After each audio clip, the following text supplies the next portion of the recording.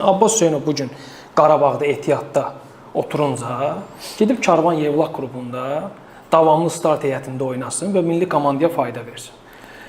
Məgər milli komandanı düşünmək, yəni bu aspektdə düşünmək, təbii ki, çağırılırsa, dəvət alırsa, forma geyinmək, mübarizə aparmaq, formanı tərlətmək haqqıdır, borcudur hətta. Yəni Qarabağı qurban verib, Qarabağ kimi bir brend klubu, yəni bu qədər nəticələri, nüfuzu gedib Karvan komandasında, dəfələrlə aşağı maaşda, yəni özünü qurban verməsi nə dərəcədə ədalətli yanaşmadır bu? Sualınız konkret ədalətlidirmi? Futbolçuların özünün karyerasını qurban verməsi. Deyil. Ədalət. Sualınız konkret ədalətlidirmi? Xeyr, ədalətli deyil. Əlbəttə Qarabağda aldıq. Amma indi aspektlər çox ola bilər, yanaşmalar çox ola bilər.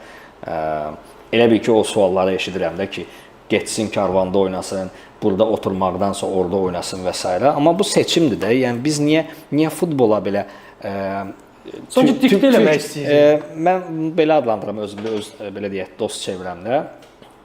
Mən Türkiyə futbolunu neçə illərdir təqib edirəm. Son 5 ildir demək olar ki, ancaq gülmək üçün və ya elə-belə baxıram. Çünki Türkiyə azarkeşlərinin futbola o qədər müdaxiləsi var ki, mənim fikrimdə.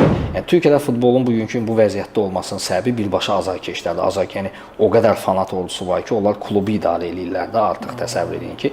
Və mən azarkeşlərdən sosial mediada baxanda azarkeşlərin kommentlərini oxuyuram. Qıraqdan da təbii ki, heç bir kluba nümayəndəsi deyiləm. Yəni eyni şeyləri görürəm.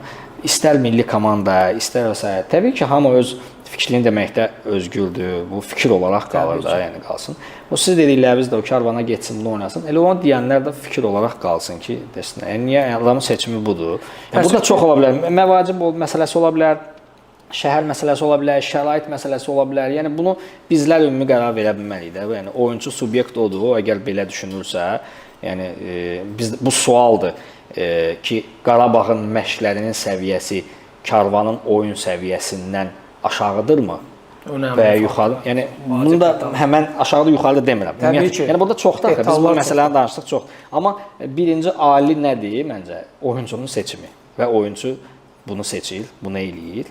Biz bunu danışa bilərik ki, milli komandaya çağırılmalıdırmı?